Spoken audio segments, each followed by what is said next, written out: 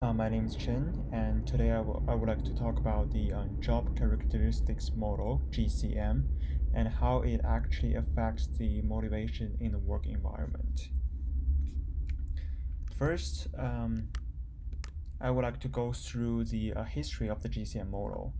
It was built from the Heckman and Oldham in 1980, and they divided the job environment from the cause to the effect into three components, which is five core job characteristics and three critical physical states. Experience meaningfulness of work, experience responsibility of the outcome of work, and the third one is knowledge of the actual results of outcomes. And third one is different types of the outcomes. And how the GCM is related to the motivation is actually explained by the first part, which is five core job characteristics, and which are skill variety, skill identity, skill significance, autonomy, and the last one is feedback on from job. If all five characteristics are combined together, we'll be able to come up with a single figure or index that will act as the indicator of the overall motivating potential of the job, being validated or redesigned. The index will essentially show the possibility of likelihood of a job affecting the attitudes and the behaviors of employees or workers. And the figure or index is called the MPS, or the motivating potential score, which will be explained in the next slide. So how GCM influence motivation? As mentioned, it is through the score or index called MPS. The formula is written here is the sum of the skill variety plus skill task identity and plus task significance, and divided by 3 times of autonomy and feedback.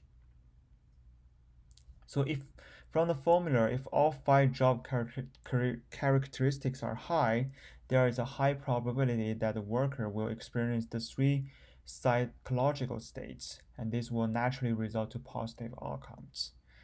And in order for a job to be considered to have high motivating potential, at least one among the skill variety, task identity, and task significance should also be high. However, it is given that the job should also be high on both autonomy and feedback. A low score on any of the two will pull the MPS down.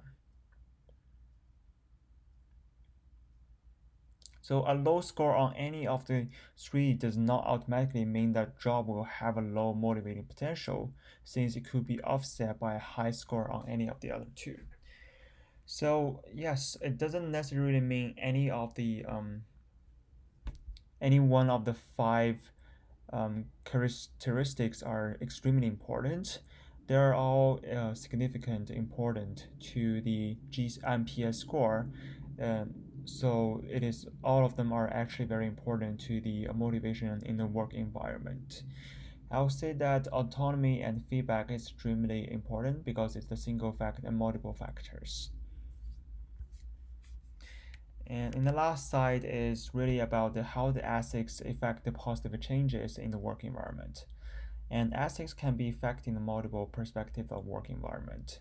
For example, we can set effective performance evaluation and reward system in place. We can motivate employees by putting in place system to evaluate performance and give rewards when evaluating performance and setting rewards. And the last but not least, measure performance objectively. These should be a system that can measure performance effectively and objectively.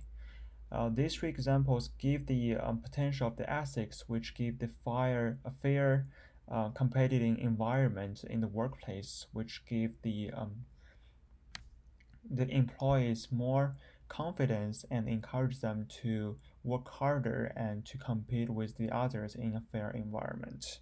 And therefore, it ends up the positive changes in the environment and also the company. And that's all we would like to cover. Thank you very much, and please let me know if any questions or feedback. Thanks.